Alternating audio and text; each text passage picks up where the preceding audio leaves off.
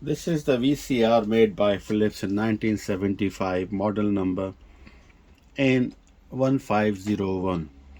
It has been dispatched one of my subscriber living here in Nijmegen in Netherlands, and he thought that it will be interesting that I can make a video about it.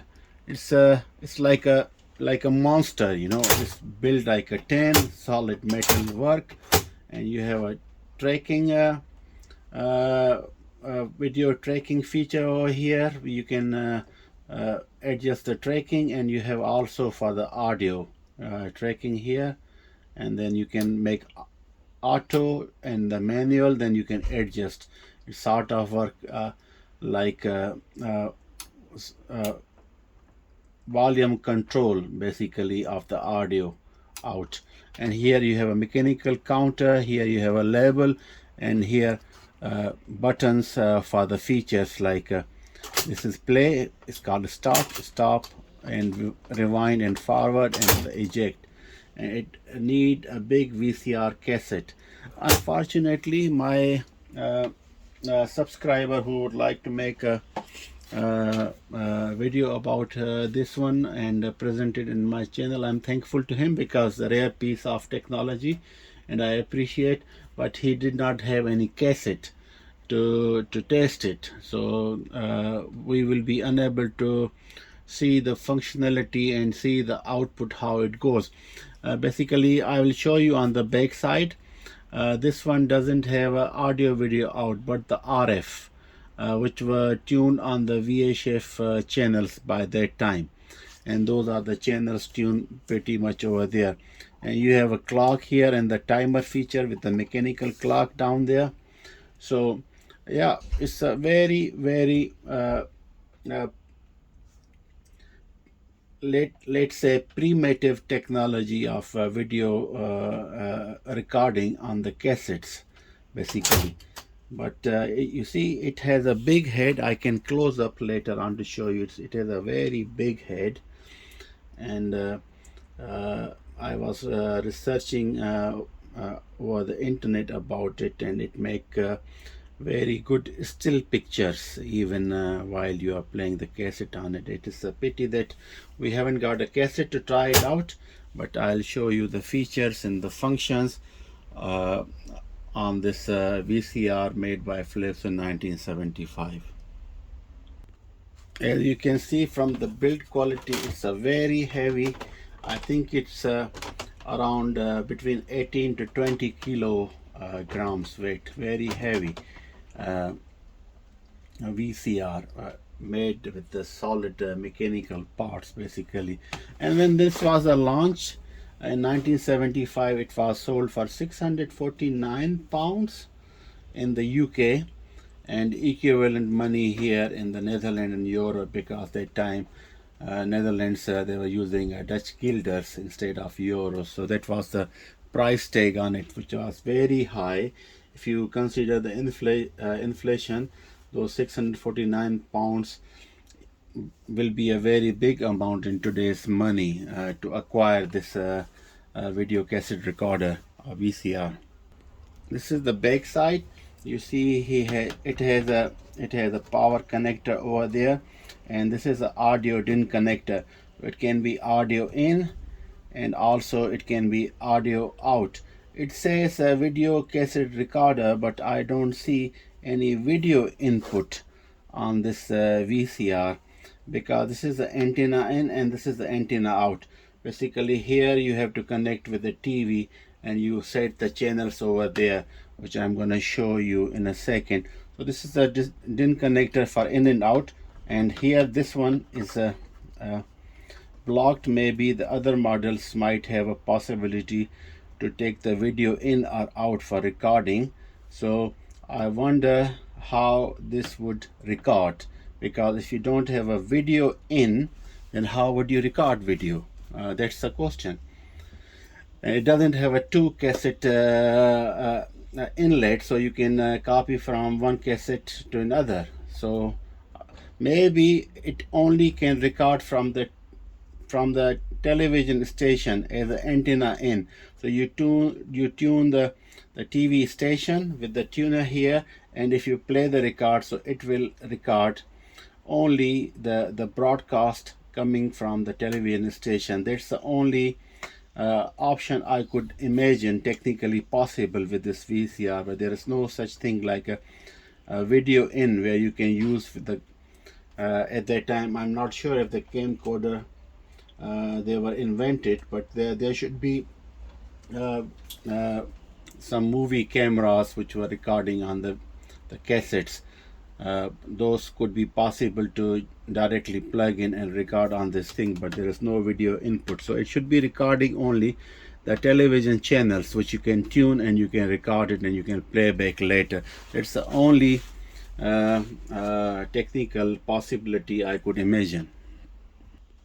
The chassis is made of metal, and on the side you see also, and it's covered. This is the metal part, this is the metal part, and this is the high quality plastic. This is not the normal quality plastic which Chinese they are using nowadays in the home appliances. This is a very high quality plastic, very strong one. So these were the channels I was talking earlier, and that's how you tune it. And maybe I can zoom in to show you, and that's how you select the channels with the input and tune it, and then you will see to record basically on your TV through this video cassette player. So here I zoom in for you guys to see, and that's how these are the channel 1, 2, 3 and 6 channels. You choose first, select the channel, and then basically you tune it. You tune it like that, and you have the button over there for presetting it. That's how you can tune maximum 6 TV channels, which can be preset with this manual buttons. You tune them with this variable capacitors over there, and that's how you preset 6 TV channels, and you can play through the VCR to the TV, and if you wanted to record, it should be possible over there. And yeah, very, very nice features. I think I could imagine look like very advanced features if you go back and think in the terms of 1975. Very impressive. So I'll show you the glimpse inside the head from this. I hope you will be able to see a big head over there. Let me try to zoom in. You see that round thing, this is the head, and you see the pulleys, they are also made of high quality steel. So I mean, this mechanics, it's built for last, it cannot go bad. It's not made of plastic. These stuff are made of stainless steel, and you can imagine they can work for I don't know, for centuries even with the minimum maintenance and service required. Only the belts which can be decomposed with the time. Rest, I think everything is mechanically made by the quality steel. I can give you more. Let me take the camera, more insight from that enclosure. Have a look at the parts over there. It's amazing. They have built those all tiny parts and rulers and catchers made of stainless steel, and they put it together. I can imagine. I mean, the big mechanical robots they are used nowadays to build the equipment were not invented yet. So this everything was put together by the humans, each and every mechanical part by hand, and you see the red tape on that. So as soon as they align it, they put the red tape for the reference on the later on for the tuning.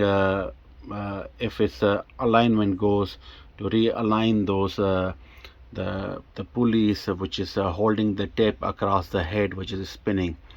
Amazing technology that time.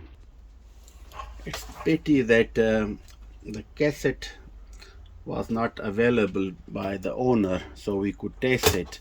but I will check with him to keep it a bit longer in my possession.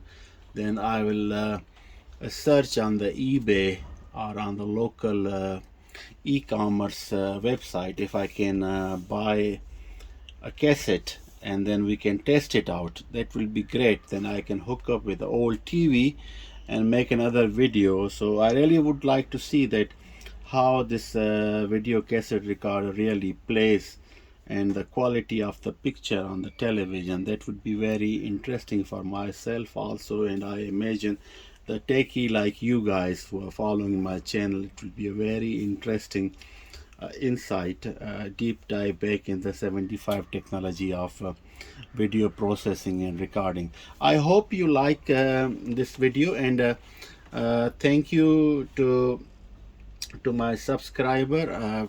Due to privacy, I should not take his name. He's from the Nijmegen, Netherlands. He sent me this very valuable vintage video cassette recorder made by Philips, so I had opportunity to put my hands on it and share with the community. Please let me know if you would like to also see the videos about the video components, because mostly when I start this channel was only focus on the audio and the radio technology, a bit of computer science. But if there is a